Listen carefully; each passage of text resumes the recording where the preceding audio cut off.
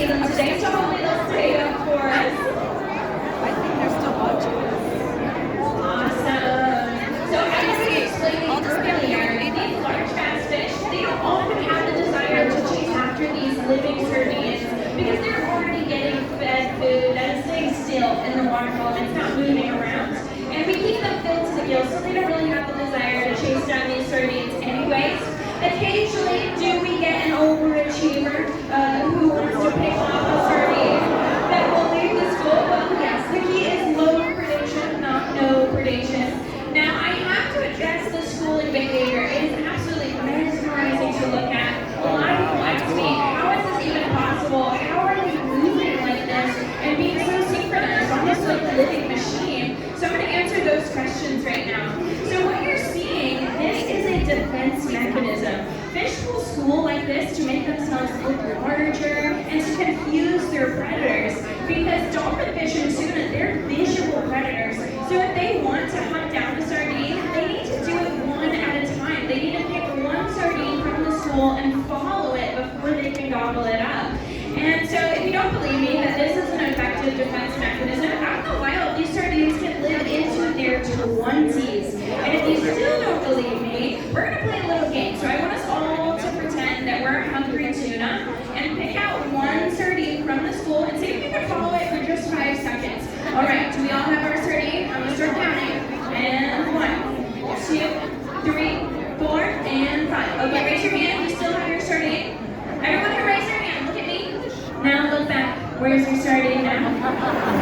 Yeah, that just goes to show. You're hungry too. Look at that one. You can't get distracted for even a second. I think that's a dolphin And also, fish. the kids in the Or audience mahi say you mahi. should stay in school. Otherwise, you might get eaten by a hungry tuna. I'm just kidding. No. Now, Lil mentioned earlier that we have about 7,000 sardines in here, I believe he mentioned. So a lot of people ask us, how in the world do we know that? How do we know there were 7,000 sardines in here? And I'm going to answer that question. So we do have an intern that comes in every morning. He brings them one by one. I'm just joking. That would be very mean. We have 2 interns. Because the time and how it makes it easier. But I'm just kidding. So that's an approximation. We don't know how exactly many sardines are in here. But we know about that there are about 7,000 in there. Alright, so back to the feeding here. While our sardines are upright, I'm going to answer how they're able to school like this. So I mentioned they're kind of moving almost like a synchronized machine.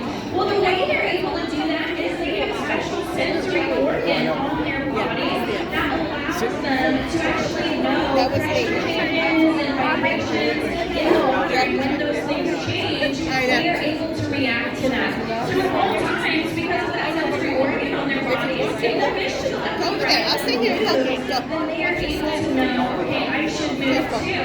So if you're wondering who the leader here is in the school, well, there's not really one true leader. It's kind of like they're all really working together because they are constantly aware of where the fish next to them is swimming. And you can even notice they're swimming along in school right now, but occasionally if one of these big fish swims through them, they can break up into schools of up to 3 that I'm seeing here on exhibit, depending on who swims through them. So keep an eye on that as well.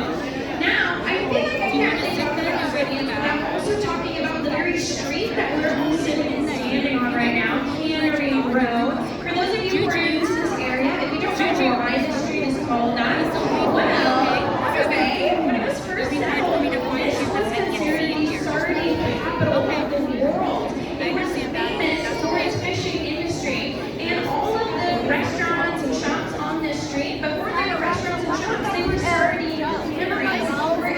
Okay, but I can't really take down run by these people. They were actually being prepped on the fun that to ship off into these a little awkward. It's really important part of our history because back then we noticed that we didn't have to fish sustainably.